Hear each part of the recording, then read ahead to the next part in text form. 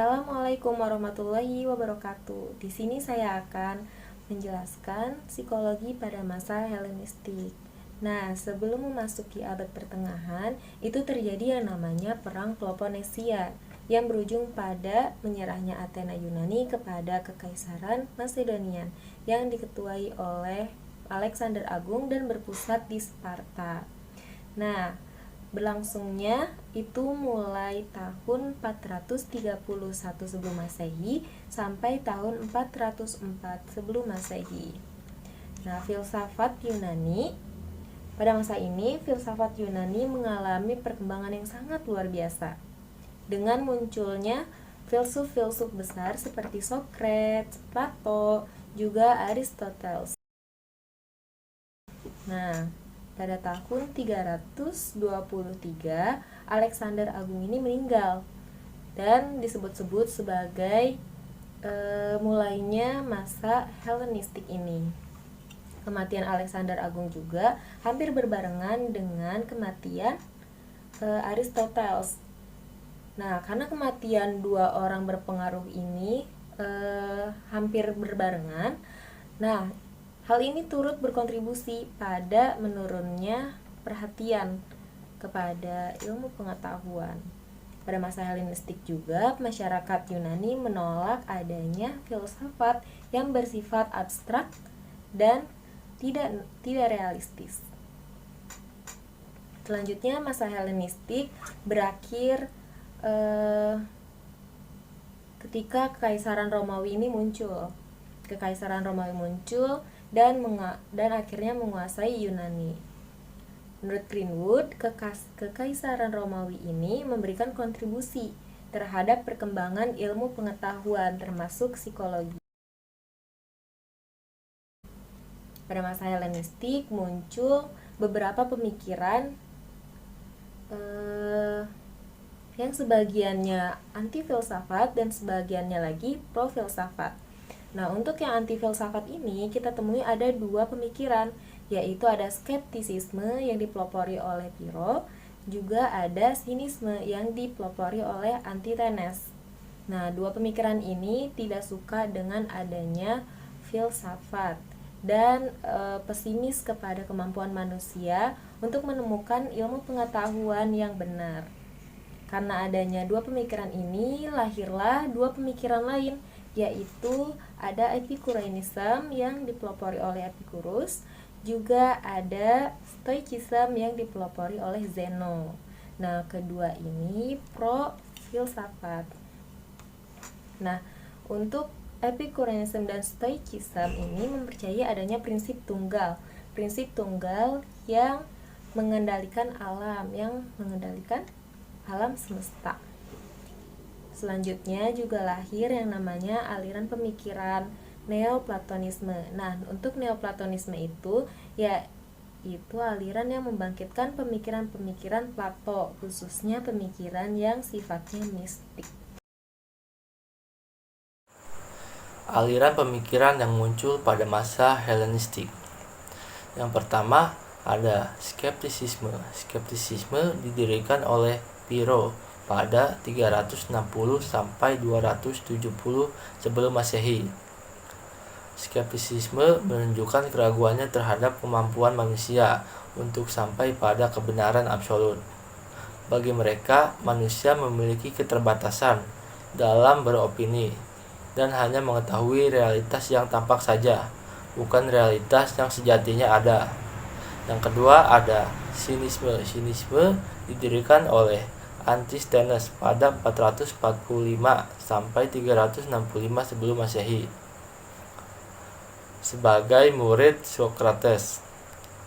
Munculnya sinisme merupakan ekspresi terhadap ketidakpuasan dalam hal-hal atau nilai-nilai yang ada. Kemudian bagi sinisme, kebahagiaan hanya akan bisa diperoleh atau dicapai ketika hidup sesuai dengan virtu atau nilai-nilai dan self-sufficiency atau mencukupkan diri dengan kembali ke alam. Yang ketiga ada Epicureanism, dan Stoicism.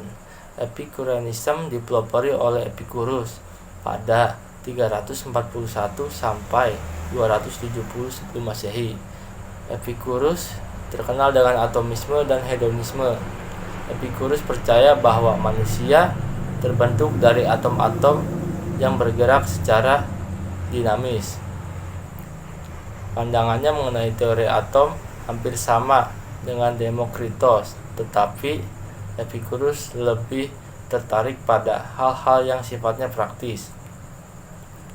Kemudian ada Stoicism. Stoicism dipelopori oleh Zeno pada 333 sampai 264 sebelum Masehi. Stoicism merupakan ajaran yang menarik banyak kalangan dan pengikutnya berasal dari kalangan atau kaum budak sampai para kaisar. Ajaran Stoicism meyakini bahwa nalar merupakan otoritas yang paling tinggi dan alam semesta diatur oleh aturan yang dapat dipahami oleh nalar. Psikologi pada Kekaisaran Romawi. Kekaisaran Romawi berlangsung hampir 500 tahun, yang diawali oleh Julius Caesar pada 100 sampai 44 sebelum Masehi dan berakhir pada tahun 470-an ketika terbunuhnya Kaisar Romulus Augustulus. Beberapa dugaan terkait runtuhnya Kekaisaran Romawi karena adanya pertentangan antara Kekaisaran Romawi Barat dan Timur, selain dari pihak luar seperti bangsa Goth dan Vandal dari Jerman. Selanjutnya ada Neoplatonisme. Neoplatonisme merupakan aliran yang meneruskan ide-ide Plato. Neoplatonisme lebih menekankan aspek mistis dari filsafat Plato dan menurunkan aspek rasionalnya. Kekaisaran Romawi banyak dipengaruhi oleh agama Kristen. Saya akan melanjutkan presentasi dari Ronan yang sebelumnya, Philo 25 sebelum Masehi sampai 50 Masehi. Pandangan Philo banyak dipengaruhi oleh Bible, kitab suci agama Kristen yang menguasai Kekaisaran Romawi pada saat itu. Pandangannya tentang relasi jiwa dan raga menjadi salah satu bukti pengaruh tersebut. Menurut Philo atau Hergenhan 2009, manusia terdiri dari jiwa dan raga yang terpisah. Raga terbuat dari tanah, sedangkan jiwa merupakan bagian dari cahaya Tuhan. Seperti halnya Plato, Philo pun menganggap bahwa jiwa yang imaterial terpenjara dalam raga yang material dan memiliki dua kemungkinan penyebab, yaitu menuju cahaya Tuhan atau menjauhi cahayanya. B. Galen, 130 sampai dengan 200 Masehi. Galen merupakan seorang dokter Kekaisaran Romawi. Ia merupakan pengikut idenya Hippocrates, dan ia berupaya keras melakukan penelitian mengenai obat-obatan dengan menggunakan metode eksperimen dan membantu masyarakat mengatasi penyakit-penyakitnya serta memahami sebab-sebab suatu penyakit ataupun kematian. Robinson 1995. Ia berkeyakinan bahwa unsur-unsur dari sistem tubuh manusia memiliki fungsinya masing-masing yang menggerakkan fungsi biologis dan psikologis. Manusia yang diyakininya adalah animal spirit. Ia mengembangkan tipe kepribadian berdasarkan 4 cairan dalam tubuh atau 4 bodily humors dari Hippocrates, yaitu darah sanguis, empedu hitam melankol, empedu kuning kol, dan lendir plekma. Menurut Galen, keempat cairan tersebut berada dalam satu tubuh dengan proporsi tertentu dan akan berpengaruh pada kepribadian seseorang.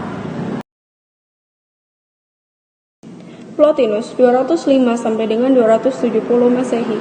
Plotinus merupakan Neoplatonis yang paling terdepan.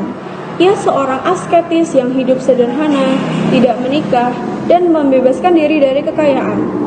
Pemikiran Plotinus dianggap penting karena berpengaruh pada Augustine dan juga Charles S.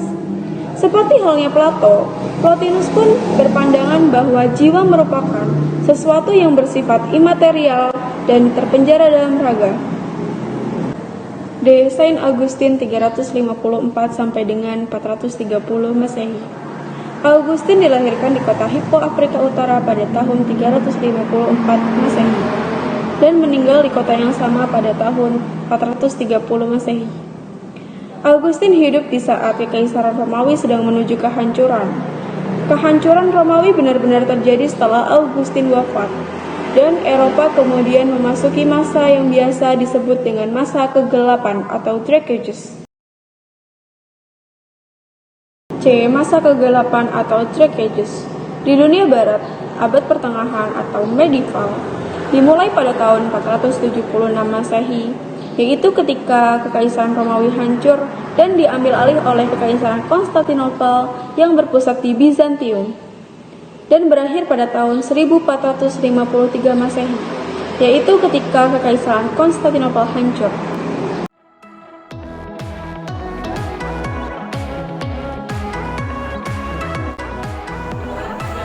Cukup sekian dari kelompok kami, kurang lebihnya mohon maaf.